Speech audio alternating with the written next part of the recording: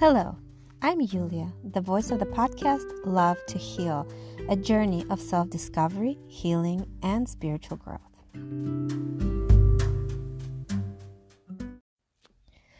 First, let me tell you how I started on this journey of healing. After living with anxiety for 2 decades, I had given up all hope. When I tell you I tried everything under the sun to get rid of this anxiety, I mean it. From going to therapists and psychologists, to doing yoga, homeopathy, and Reiki, to taking antidepressants, I tried it all and nothing worked. My anxiety was unbearable. I felt that I couldn't breathe, and I didn't understand why or how to fix it. I was desperate. But as they say, after the storm comes a rainbow, and my rainbow came in the form of an energy healer who became my teacher and guide on this journey to healing. I started working with this healer a little bit over 5 years ago, and we live on different continents. I live in the US and she resides in Russia, and she was recommended to me by a friend who had immigrated recently to the United States, so I thought I'd give it a shot. I had nothing to lose. It was during my first session that I learned that, first of all, instead of trying to get rid of my ailment and being angry at it, I was actually supposed to be thankful for it. That our bodies are designed to signal us when something is wrong with our feelings, thoughts, beliefs, and views on life. As bizarre it may have sounded then, I can now say with confidence that my uncurable anxiety was a blessing in disguise, because it led me onto this new path in life on which I've not only become healthier, but also happier in so many ways. And now I feel it my duty to share my story with the world in hopes of inspiring and helping others heal physically and spiritually. I'm so excited to share all the knowledge and resources I've accumulated in the past few years that I really hope that you stick around and you listen to how my story unfolds.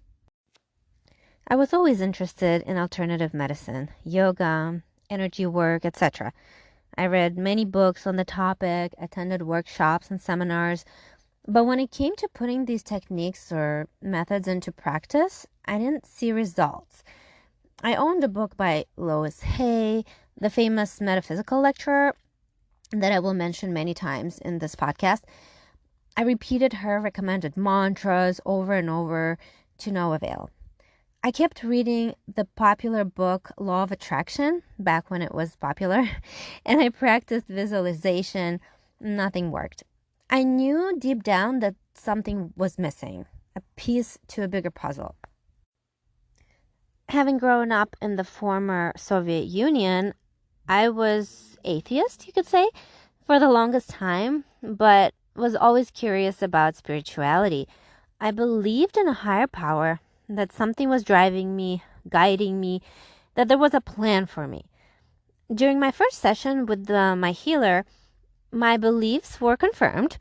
There is a higher power that can be called by different names. Some people refer to it by calling it God. Others may call it divine energy. Perhaps some refer to it as the universe. But simply put, she said, it is love. It's pure, unconditional love of which we're made and which connects us all. We came from love, and we are love, and we will forever be love. It was then that my spiritual teacher explained to me that this whole world that we inhabit is one. Oneness means that everything in this world is interconnected and made from the same source, out of the same energy, out of love. Therefore, I cannot choose to love one and hate another. Or I cannot choose to love something and hate something else. Just as the sun cannot choose to shine for me, but hide for another, I as a human cannot love and hate at the same time. I must always choose to love no matter what. And of course, at that point, I wanted to protest and demand an explanation for why I must love killers and rapists. But she went on to explain that love comes in many shapes and forms, that we're here on earth in these physical bodies for very brief moments of time, and that there's a much greater plan, a much bigger picture that we cannot perceive or comprehend. She went on to speak of past lives, karma, my future lives, and those of my descendants, and how we're all connected and influenced by each other. While difficult to digest such information on the first try, I decided that I had nothing to lose, and so I continued my sessions with my healer, completing homework assignments and reporting back to her on the progress. I felt it was the beginning of something beautiful, a new way of life, a new hope. I could already breathe a little easier, as if a heavy weight had been lifted off my chest and a fresh breath of air had entered my lungs, awakening me in a new thirst for life, a new eagerness to learn to love. For many years, I asked myself the question, why am I here? Why do I exist? And my teacher answered this question quite simply. She said, we're here to evolve. And I'm referring to the evolution of the soul, not the body. How our soul evolves and enters enlightenment and consequently returns to its origin. While on earth, we're given many lessons and then we're tested on them. And the sooner we learn to respond to all types of pain with the soul instead of the ego, the faster we can heal our bodies and evolve spiritually. The first sessions left me much to ponder. I wasn't going to change overnight. I knew that. I knew it would take time to adopt love as my new way of life. And one of the major issues I was faced with was the ego. I needed to learn to identify when and why my ego was getting hurt. Step 1 was to consciously separate my ego from my spiritual self. The ego is concerned with instinct, the animal aspect of the human, and is responsible for such feelings as superiority, fear, resentment, blame, to name a few.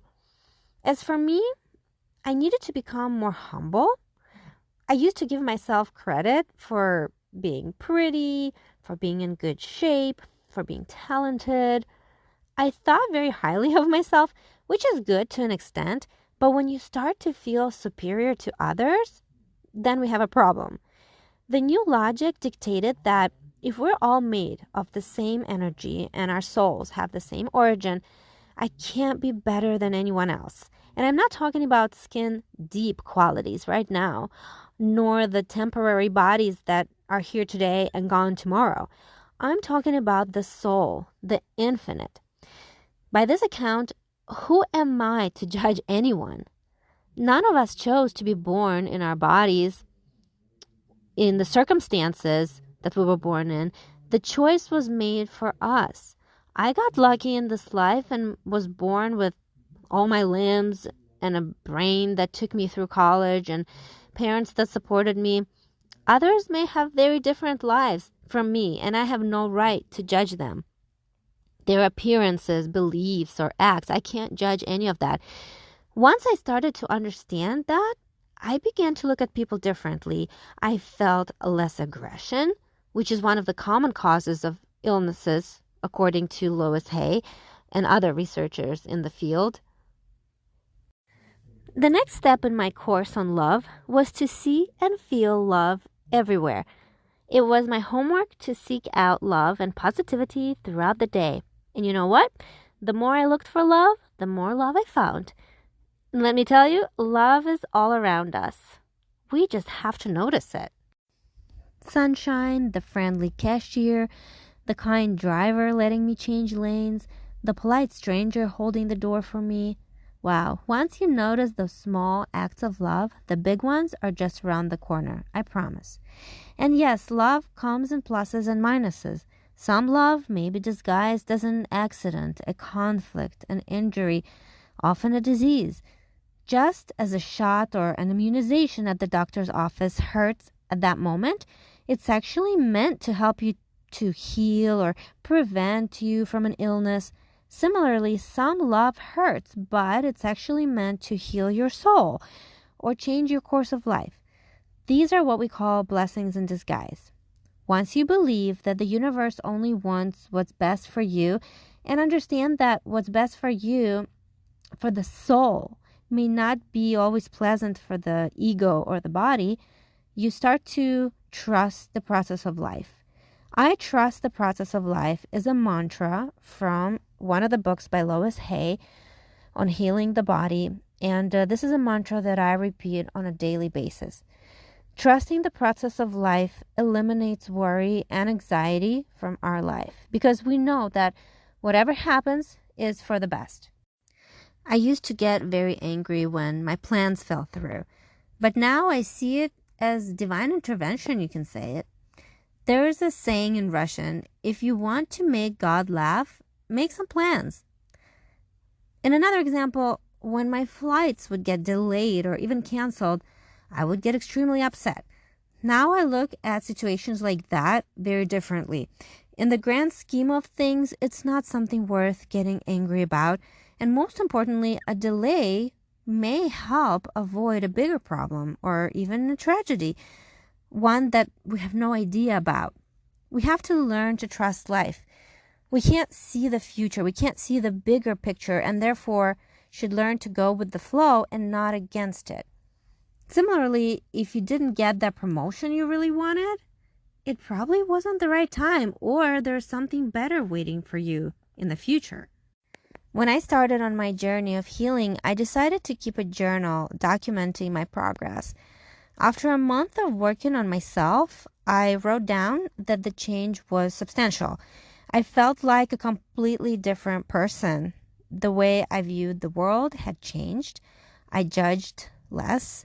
I took offense less. And I saw love a whole lot more everywhere I went.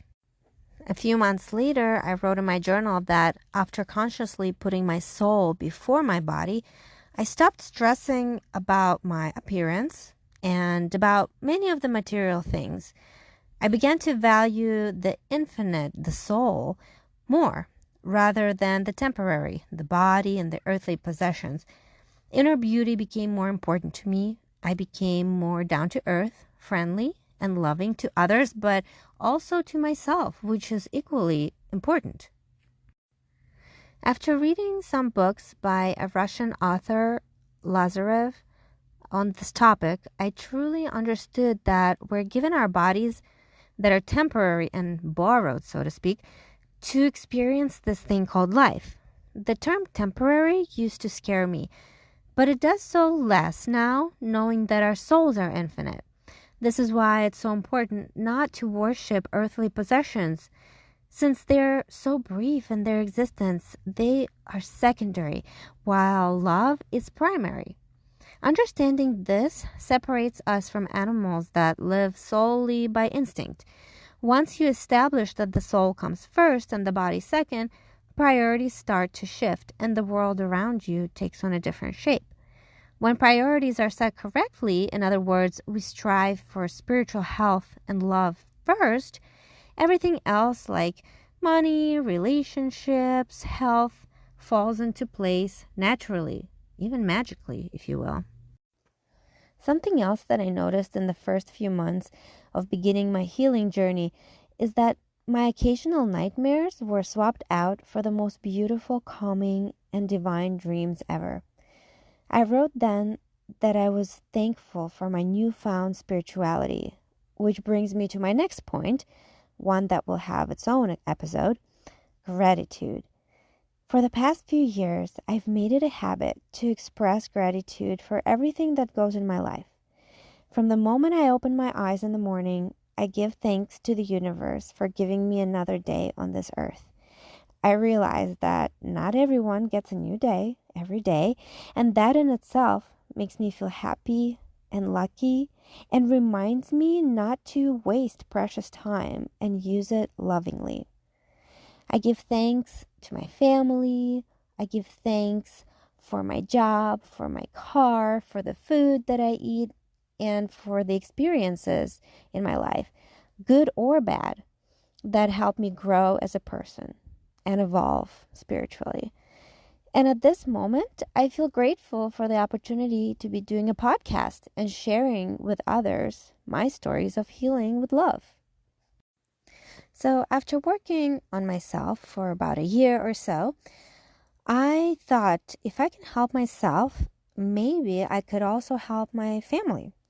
At that time, my son was about 2 years old, and he had a horrific skin condition. He would break out in the worst rashes and hives all over his body. The dermatologist prescribed hormonal creams, but that was a temporary solution. I wanted to get to the core of the problem and eliminate it for good. So I reached out to my healer again, and this time I learned 2 more very powerful lessons that I will be going into more deeply in later episodes, but I want to share with you what I learned right off the bat. So firstly, I learned that children's health conditions are often due to the parents' feelings, outlooks on life, and behaviors. In other words, my own anxiety that I had been feeling for so long affected my child's health because he's still part of my energy field, and subconsciously he takes on my fears and insecurities. Skin, as the largest organ in our body, represents protection. So when a person doesn't feel safe for whatever reason, skin issues are often a physical manifestation of this mental and spiritual disbalance. So now I had an even stronger desire to work on myself, knowing that my health would directly translate to that of my sons. Some health issues arise as a later result of a repeated negative feeling, while others may arise more simultaneously, such as a headache or a stomachache. So in my case, my son was my first child, my firstborn, and as I'm sure many moms would agree, we worry quite a bit with the firstborn. My worries during my pregnancy actually became part of my son's DNA, so to speak, because as the baby develops, he or she absorbs what the mom feels, along with all the nutrients. This explains why my second child is so much more calm than my firstborn. With my second pregnancy, I was extremely tranquil throughout the whole time, especially now that I had already started on the spiritual journey. I didn't have any fears of the baby not doing well, the baby having health issues when she was going to be born. I just trusted the process of life. The same mantra that I shared with you, I had repeated that. I practiced trusting the process of life, and I think it really helped me to remain calm, and that translated into my daughter, who, in comparison to my son, is much more calm. The second lesson that I learned was that we must always seek the origin of the health issue, because if we don't, we're simply placing a band-aid over a much bigger problem, which then develops into one of those whack-a-mole games. You treat one problem, but then another one pops up, and you treat that one, but a new one comes out that you never even saw coming, and this becomes a vicious cycle. While I'm grateful for what the doctors do for patients, I really wish that when they saw patients, they also spoke to the spiritual aspect of the human being. So many diseases could be treated with changing the mental patterns, practicing love, fasting, and praying. There are countless stories of people curing themselves of cancer, diabetes, and other life-threatening conditions by way of spiritual self-help. For example, if you experience resentment for a prolonged period of time, it's very likely that you'll develop a cancer. Or if you live in the past or carry a lot of childhood baggage with you, you may be overweight. Of course, each case is different and there's not one simple solution, but I think it's a great start. Let's stop neglecting our feelings and burying them. Instead, let's start the conversation, even if it's with a journal or speaking to a friend about it. The first step to healing is becoming conscious of our negative feelings and thought patterns, and also the lack of love and the lack of trust in a higher power. Needless to say, my son is 6 years old now and no longer suffers from any skin conditions. So I hope that I've piqued your interest on this topic, and I want to thank you so much for listening to the first episode of Love to Heal. Join me on the next episode as we dive deeper into the concept of the ego and its malicious role in resentment, jealousy, and other negative feelings that poison our health and well-being.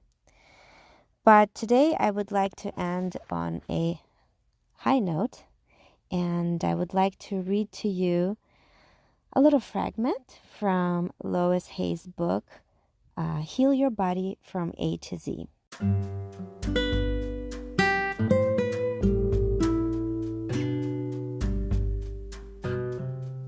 Loving treatment. Deep at the center of my being, there's an infinite well of love. I now allow this love to flow to the surface. It fills my heart, my body, my mind, my consciousness, my very being, and radiates out from me in all directions and returns to me multiplied. The more love I use and give, the more I have to give. The supply is endless. The use of love makes me feel good. It is an expression of my inner joy. I love myself. Therefore, I take loving care of my body. I lovingly feed it nourishing foods and beverages. I lovingly groom it and dress it, and my body lovingly responds to me with vibrant health and energy. I love myself. Therefore, I provide for myself a comfortable home, one that fills all my needs and is a pleasure to be in. I fill the rooms with the vibration of love so that all who enter, myself included, will feel this love and be nourished by it. I love myself, therefore I work at a job that I truly enjoy doing, one that uses my creative talents and abilities, working with and for people whom I love and who love me, and earning a good income. I love myself, therefore I behave and think in a loving way to all people, for I know that that which I give out returns to me multiplied. I only attract loving people in my world, for they are a mirror of what I am. I love myself, therefore I forgive and totally release the past and all past experiences, and I am free. I love myself, therefore I live totally in the now, experiencing each moment as good and knowing that my future is bright and joyous and secure, for I am a beloved child of the universe, and the universe lovingly takes care of me now and forevermore. And so it is. I love you.